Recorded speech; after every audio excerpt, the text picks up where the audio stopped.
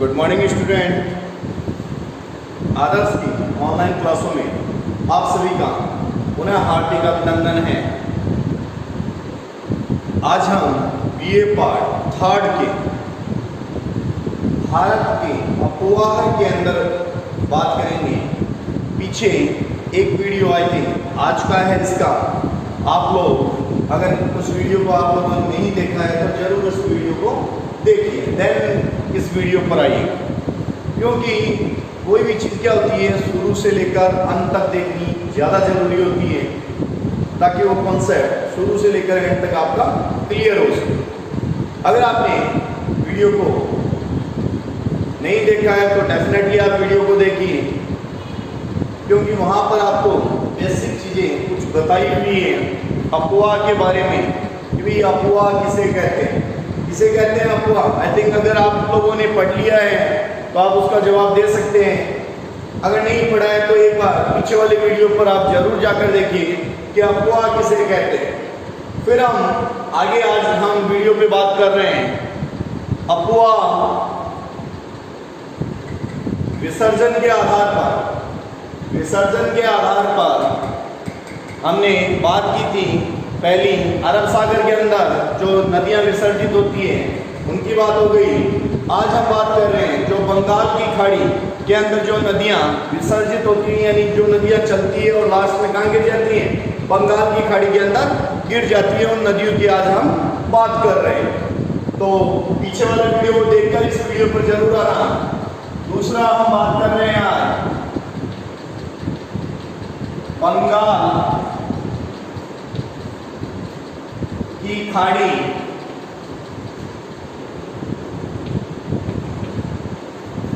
में गिरने वाली नदियां।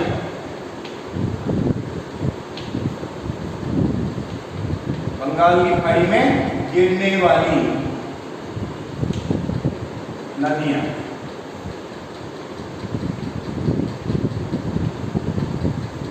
पास में जब आप वीडियो देखते हैं पास में नोटबुक होनी कंपलसरी, ये चीज़ आप लोग ध्यान रखोगे। अगर नोटबुक नहीं है तो आप लोगों के लिए ये प्रॉब्लम हो जाएगी, आपके नोट्स तैयार नहीं होंगे। नोटबुक आपके अगर पास होगी तो आपके साथ साथ में नोट्स तैयार होते रहेंगे। तो इसलिए आपको बार बार यही चीज़ कहता हूँ, आप लोग ध्यान से वो चीज़ लिखते रहिए। बात करते हैं बंगाल की खाड़ी में गिरने वाली नदियों की। पहली जो नदी है वो है स्वर्ण रेखा। कौन सी नदी है? स्वर्ण रेखा नदी। हेडिंग डाल लीजिए स्वर्ण रेखा नदी के बारे में, साथ साथ में हम नदियों की डिटेल भी करते रहेंगे। झारखंड और पश्चिम बंगाल में बहने वाली, झारखंड व पश्चिम बंगाल में बहने वाली, झारखंड में पश्चिम बंगाल में बहने वाली स्वर्ण रेखा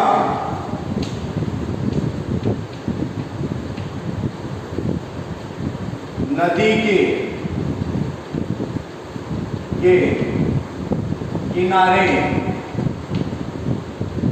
स्वर्ण रेखा नदी के किनारे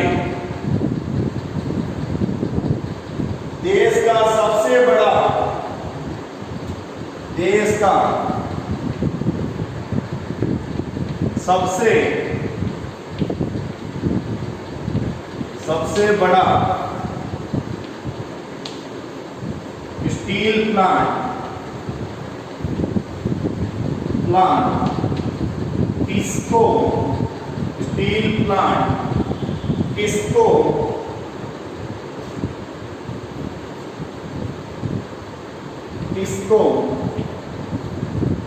सबसे बड़ा स्टील प्लांट टिस्को और जमशेदपुर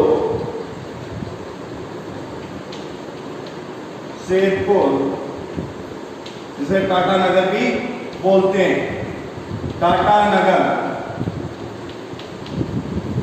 बसे हैं।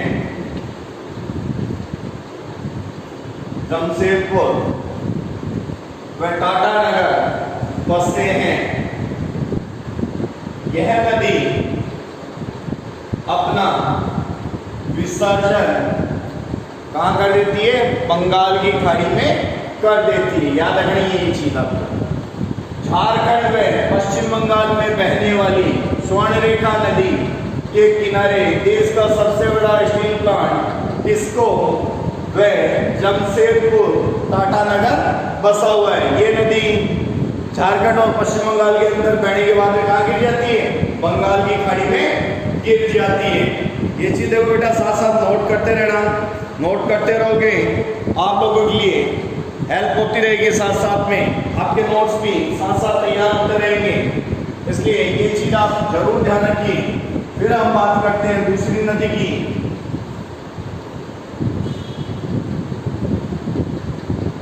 जो मोस्ट जो नदी है उसकी पूरी डिटेल आपको यहाँ पर करवा दी जाएगी। दूसरी है ब्राह्मणी नदी।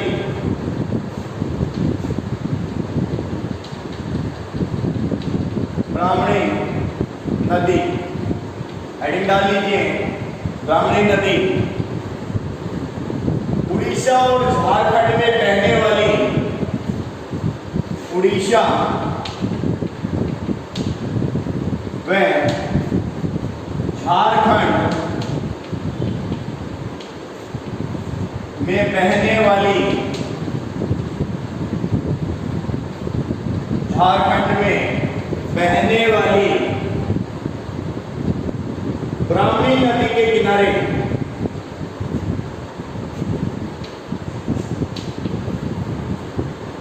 ब्राह्मणी नदी के किनारे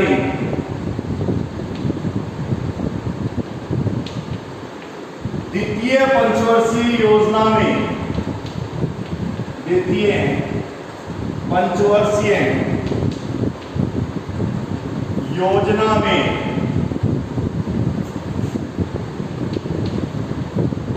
द्वितीय पंचवर्षीय योजना में जर्मनी, नोट कीजिए, जर्मनी के सहयोग से, जर्मनी के सहयोग से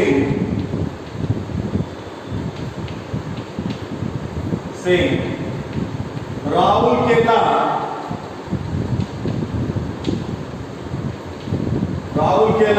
steel plant, Rourkela steel plant लगाया गया है।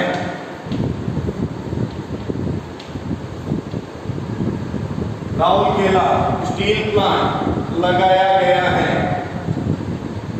यह नदी भी कहाँ गिर जाती है? बंगाल की खाड़ी में गिर जाती है। यह चीज आपको ध्यान में रखनी है। ब्राह्मणी नदी उड़ीसा व झारखंड में बहने वाली ब्राह्मणी नदी के किनारे द्वितीय पंचवर्षीय योजना में जर्मनी के सहयोग से राउरकेला स्टील प्लांट लगाया गया है। ये चीजें बेटा साथ साथ आप नोट करते चलो, ताकि आपको किसी भी तरीके की प्रॉब्लम न हो।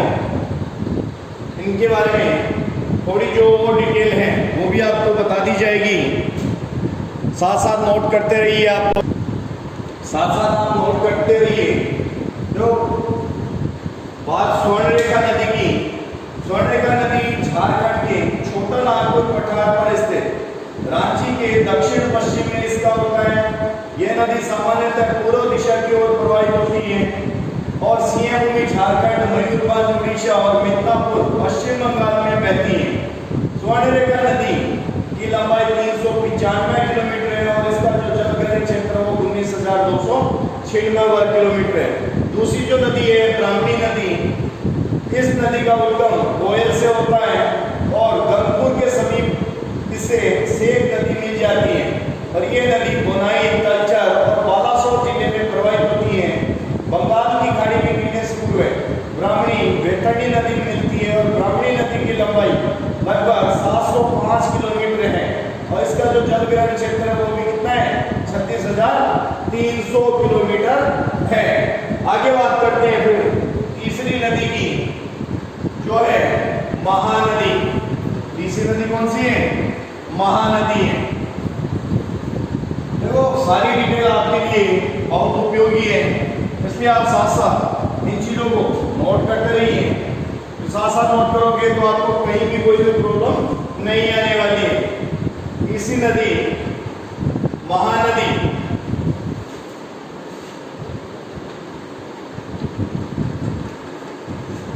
महानदी, देखो महानदी आप सभी को पता है किसका शोक कहलाती है? उड़ीसा का शोक कहलाती है। किसका? उड़ीसा का शोक। उड़ीसा का शोक कहलाने वाली, उड़ीसा का शोक कहलाने वाली महानदी छत्तीसगढ़ के, कहां से निकलती है? छत्तीसगढ़ के सिहावा, छत्तीसगढ़ के सिहावा से निकलकर, छत्तीसगढ़ के सिहावा से निकलकर उड़ीसा के कटक शहर में बहते हुए, उड़ीसा के कटक शहर में बहते हुए अंत में बंगाल की खाड़ी, अंत में बंगाल की खाड़ी में गिर जाती है। अंत में बंगाल की खाड़ी में गिर जाती है, बंगाल की खाड़ी में गिर जाती है। इसे नियंत्रित करने के लिए उड़ीसा के संबलपुर में, उड़ीसा के संबलपुर में, नोट कर लीजिए,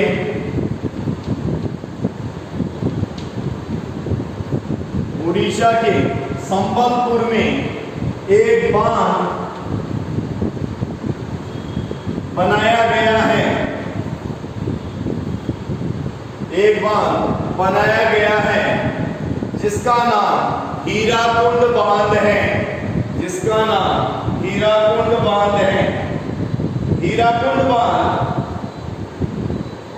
विश्व का सबसे लंबा बांध है। हीराकुंड बांध विश्व का सबसे लंबा बांध है। तीसरी जो नदी है वो नदी है महानदी। महानदी को क्या बोलते हैं? उड़ीसा का शोक बोलते हैं। देखो क्या होता है शोक का मतलब क्या होता है? समझते हो आप सारे इन चीजों को? भाई इस नदी से क्या जाता है, उड़ीसा के अंदर बाढ़ की हालत हो जाती है और बाढ़ की हालत की वजह से वहां के लोग, इन लोगों के जो मकान है वो सारे इसके अंदर डूब जाते हैं। और इसी वजह से महानदी को क्या बोलते हैं? उड़ीसा का शोक कहते हैं। क्या कहते हैं? उड़ीसा का शोक। यानी उड़ीसा का शोक कहलाने वाली महानदी, उड़ीसा का शोक कहलाने वाली महानदी छत्तीसगढ़ के सिहावा से निकलकर, कहां से निकलती है? छत्तीसगढ़ के सिहावा से निकलकर उड़ीसा कटक बहते हुए, उड़ीसा के कटक में बहते हुए अंत में कहां गिर जाती है? बंगाल की खाड़ी में गिर जाती है। याद रखने वाली चीज है, कहां? उड़ीसा के कटक में बहती हुई बंगाल की खाड़ी में गिर जाती है। उड़ीसा के संबलपुर के अंदर क्योंकि इससे क्या आ जाती है? बाढ़ आ जाती है। इस बाढ़ को रोकने के लिए उड़ीसा के संबलपुर के अंदर एक बांध बनाया गया है। उस बांध का क्या नाम है? हीराकुंड बांध है। ये विश्व का सबसे लंबा बांध है। ये चीज याद रखनी है आपको, विश्व का सबसे लंबा बांध है। नेक्स्ट बात करते हैं हम नेक्स्ट नदी की। नेक्स्ट नदी है गोदावरी नदी। तो साथ साथ में ये चीज अपन दो तरीके से बात कर रहे हैं, एक उत्तर भारत की नदियां और दूसरी दक्षिण भारत की नदियां। ये चीज आपको आनी जरूरी है, उत्तर भारत की नदियां और दक्षिण भारत की नदियां। अभी दक्षिण भारत वाली की बात कर रहे हैं कुछ चीजों में। फिर नेक्स्ट है गोदावरी नदी। गोदावरी नदी हेडिंग डाल लीजिए। गोदावरी नदी। दक्षिण भारत की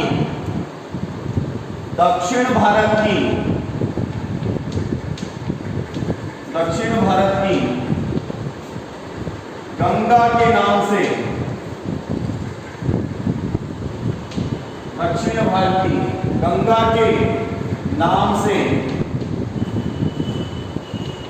विख्यात।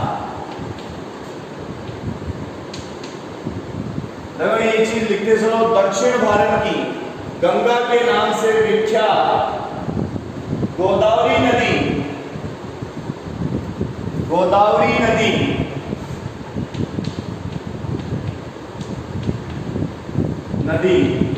पश्चिमी घाट, गोदावरी नदी पश्चिमी घाट पर्वत में नासिक जिले, नोट कीजिए, पर्वत में नासिक जिले के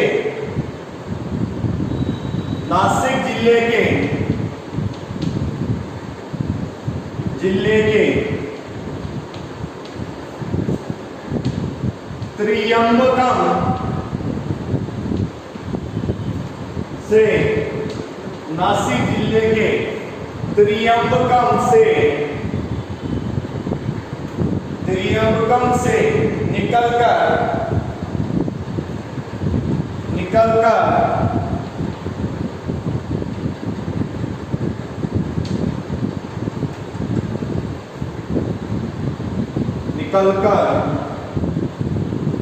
महाराष्ट्र,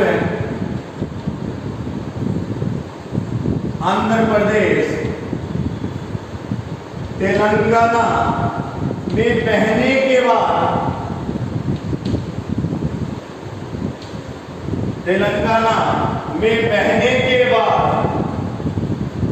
डेल्टा बनाते हुए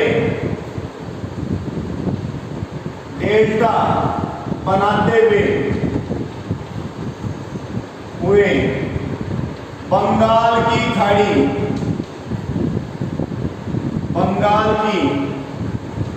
खाड़ी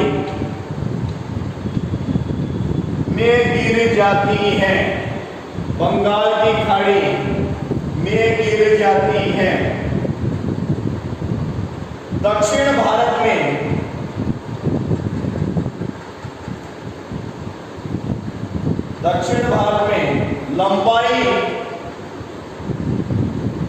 लंबाई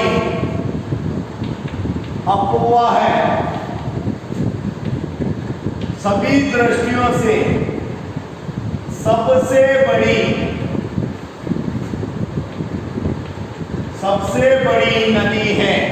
ये चीज आपको ध्यान में रखनी है। सबसे बड़ी नदी कौन सी है? गोदावरी की मुख्य सहायक नदियां पैनगंगा, वृद्धा, मंजरी, इंद्रावती आदि हैं। ये चीज आपको लिख लीजिए, इसको साथ में नोट कर लीजिए ताकि आपको किसी भी तरीके की प्रॉब्लम न हो। गोदावरी नदी दक्षिण भारत की गंगा के नाम से विख्यात गोदावरी नदी पश्चिमी घाट पर्वत में, कौन से पर्वत? पश्चिमी घाट पर्वत में नासिक जिले के त्रियंबकम से निकलकर महाराष्ट्र, तेलंगाना और आंध्र प्रदेश में बहने के बाद डेल्टा बनाते हुए, देखो इस साइड वाली आप सभी को पता है, पहले ही बताया था, क्या बनाती है? डेल्टा बनाती है। और वो क्या बनाती थी? एस्चुरी बनाती थी। ये चीज आपको याद है। तो डेल्टा बनाते हुए अंत में बंगाल की खाड़ी के अंदर गिर जाती है। ये चीज क्लियर हो गई होगी। लंबाई अफवाह सभी दृष्टि से गोदावरी नदी दक्षिण भारत की सबसे बड़ी नदी है। नोट कर लीजिए इसे ताकि कॉन्सेप्ट क्लियर हो सके आपका पूरा। आगे फिर दूसरी नदियों के बारे में हम बात करते हैं। दूसरी नदी पर लेकर चलते हैं आपको। नेक्स्ट नदी है वो है कृष्णा। कौन सी नदी है? कृष्णा नदी। हेडिंग डाल लीजिए।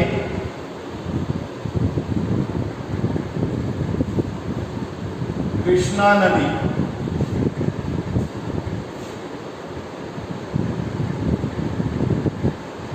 कृष्णा।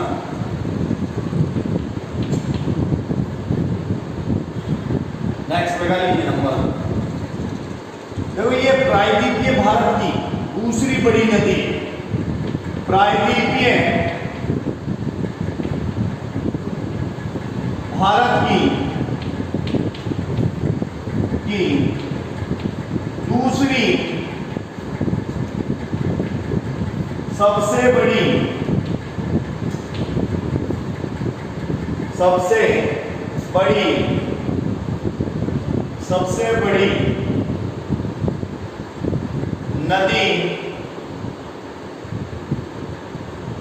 सबसे बड़ी नदी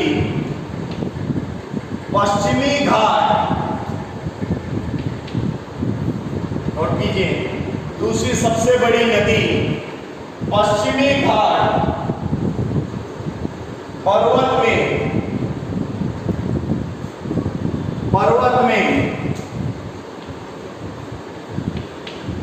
महाराष्ट्र के महाबलेश्वर। और कीजिए, महाराष्ट्र के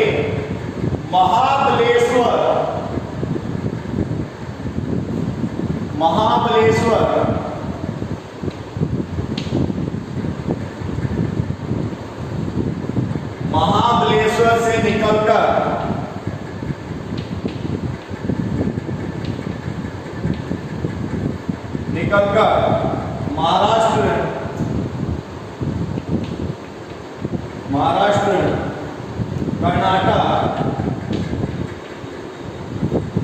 महाराष्ट्र कर्नाटक और आंध्र प्रदेश में बहने के बाद आंध्र प्रदेश में बहने के बाद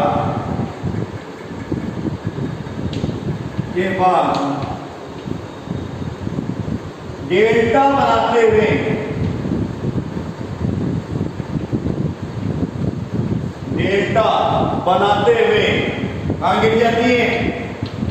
बंगाल की खाड़ी में गिर जाती है।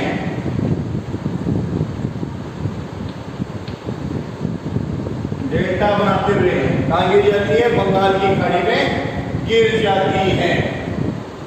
वर्तमान में कृष्णा और गोदावरी दोनों नदियों का डेल्टा आपस में मिल चुका है।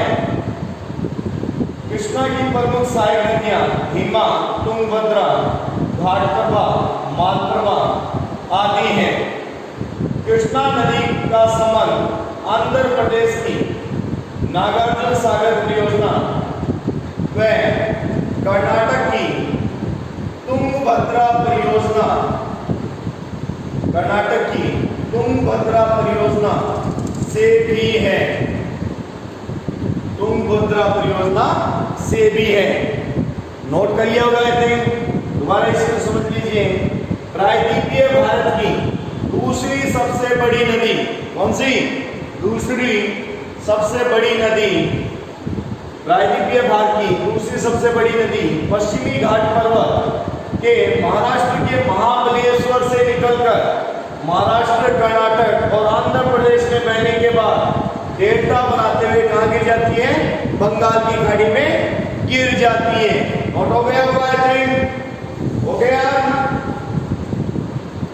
वर्तमान में कृष्णा और गोदावरी नदियों यानी के कृष्णा और जी गोदावरी, इन दोनों को मिलकर कौन सा बेसिन बना हुआ है? आप लोगों को पता होना चाहिए, केजी बेसिन बना हुआ है। ये चीज आपको याद रहनी चाहिए, जो आपके लिए मोस्ट चीजें सारी कंपटीशनों में भी आपने काम आने वाली चीजें हैं। कृष्णा नदी का संबंध आंध्र प्रदेश की नागार्जुन सागर परियोजना और कर्नाटक की तुंगभद्रा परियोजना से भी है। इसकी जो साइड नदी है कृष्णा की, भीमा, तुंगभद्रा, घाटप्रभा और मालप्रभा है। ये चीज क्लियर हो गई होगी आपके? हो गई सारी क्लियर?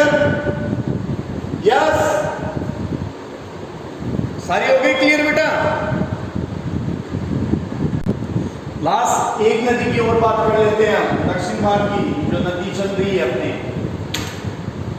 उन नदियों में एक लास्ट नदी की बात और कर लेते हैं, फिर अपने अफवाह के टॉपिक को हम विराम देते हैं।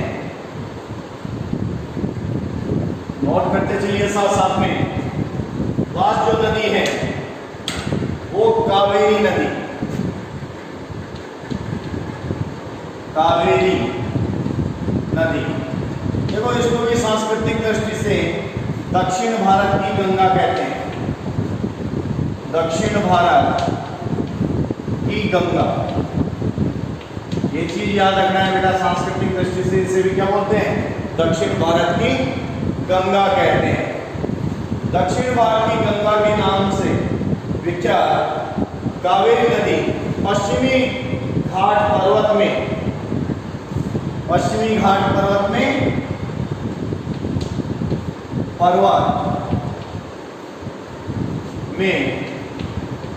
कर्नाटक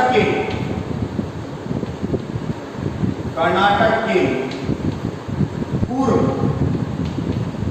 याद रखना है, कर्नाटक के पूर्व जिले के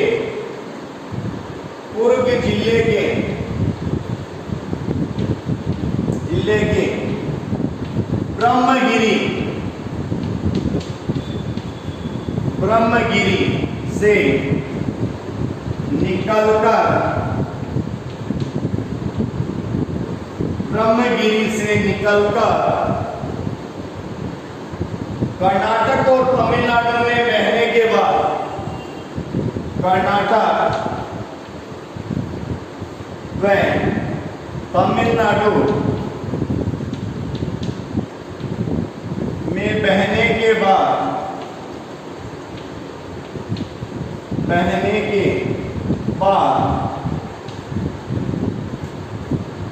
डेल्टा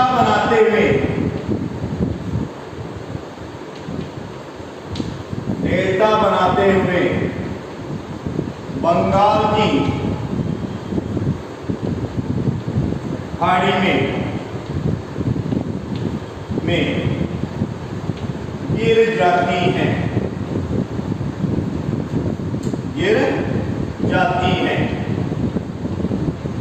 नोट कर लीजिए इसे।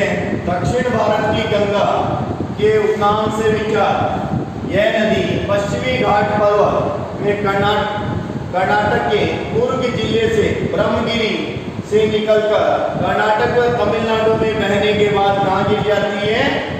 बंगाल की खाड़ी में डेल्टा बनाते हुए गिर जाती है। आई थिंक नोट हो गया होगा। यस, कर्नाटक में उद्गम पर यह नदी शिव समुद्रम जलप्रपात बनाती है, जो देश की पहली सफल जल विद्युत परियोजना है। कावेरी नदी पूर्वी घाट पर्वत से नीचे गिरते हुए तमिलनाडु में होजेकनाल जलप्रपात भी बनाती है। कौन सा? होजेकनाल जलप्रपात भी बनाती है। होजेकनाल जलप्रपात भी बनाती है। कावेरी नदी भारत की वह नदी है जो दोनों मानसून में जल प्राप्त करती है। कावेरी नदी जल बंटवारे विभाग कर्नाटक, तमिलनाडु, केरल और पांडिचेरी राज्यों के मध्य, जिसे विराड़ी कमीशन के निर्देशन में इसको सुलझा लिया गया है। जो विवाद चल रहा था इसका, वो विराड़ी कमीशन के अंदर इस मुद्दे को सुलझा लिया है।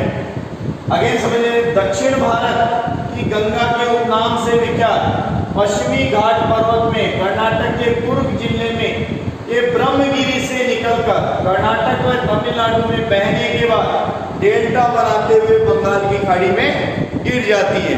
देखो इसी के साथ अपना जो अफवाह, भारत का अफवाह जो टॉपिक है वो पूर्णतः कंप्लीट होता है।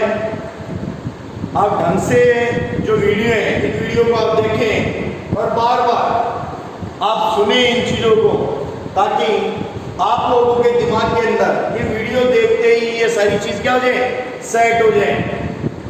आपको कहीं भी कोई दिक्कत नहीं है कि ये आपकी जो सब्जेक्ट लगते हैं ये कहीं कहीं आपके कंपटीशन में आपको बहुत ज़्यादा हेल्प करने वाले हैं। इसलिए साथ साथ इन चीज़ों को आप पढ़ते रहिए और फालतू का टाइम वेस्ट बिल्कुल ना कीजिए। ढंग के जो वीडियो है आपके लिए, जो क्लासें सारे जो आ रही हैं उन सारी क्लासों को आपको देखना है और ढंग से वीडियो को मन लगा कर देखना है।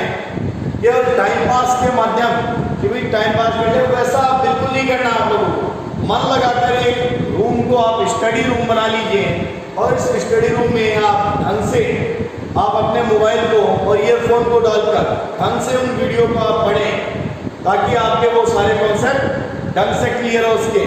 इसी के साथ धन्यवाद। दोबारा मिलते हैं नए टॉपिक के साथ में, नए वीडियो के साथ में। आप लोग साथ साथ ही नोट कर लीजिए और वीडियो को जितना ज़्यादा हो सके शेयर और लाइक और कमेंट करना बिल्कुल ना भूलिएगा। इसी के साथ धन्यवाद। दोबारा मिलेंगे नए वीडियो के साथ, नए अपडेट के साथ।